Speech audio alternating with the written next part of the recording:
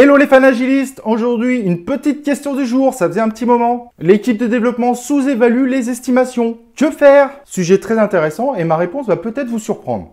Donc ça mérite de regarder l'épisode en entier. N'oubliez pas, pour recevoir nos dernières vidéos en notification, cliquez sur l'icône de notification et mettez recevoir toutes les notifications de la Minute Agile. Et donc comme je disais, à présent on va regarder la question du jour qui est: l'équipe de développement sous-évalue les estimations, que faire? Ladies and gentlemen, here it is.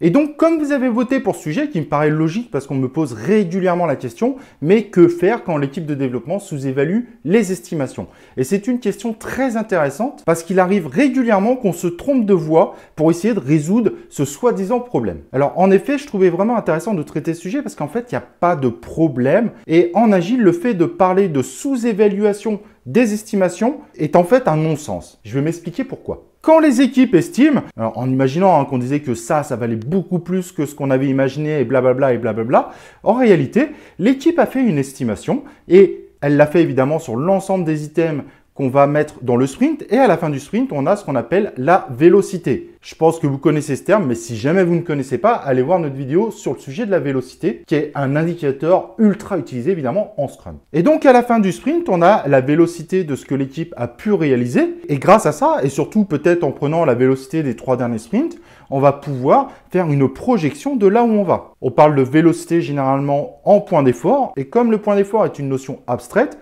en réalité, on ne peut pas dire qu'on sous-évalue ou surévalue une estimation. En fait, on n'en a aucune idée. Et c'est ça justement l'intérêt des points d'effort, c'est qu'on n'essaye pas de savoir si on sous-évalue ou on surévalue.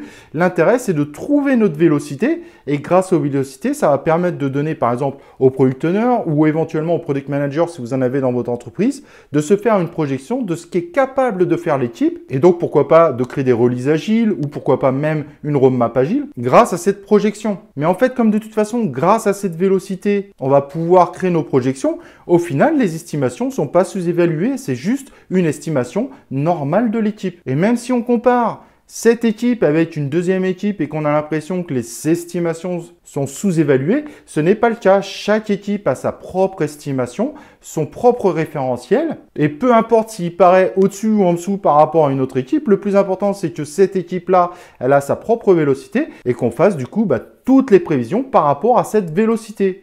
Donc, peu importe, si l'équipe dit 3 et qu'on a l'impression que c'est plutôt 8 ou 13, c'est pas si grave que ça en fait, parce que c'est la vélocité qui va nous permettre de savoir à peu près ce que l'équipe va être capable de faire sur la suite du produit. Donc, je vous recommande surtout pas de dire à l'équipe, bon, essayez d'estimer un peu plus haut là, parce que là, c'est un peu faible et je sais que vous allez encore avoir des problèmes, blablabla. Non, c'est pas intéressant. Une équipe sait pertinemment les problèmes qu'elle va rencontrer.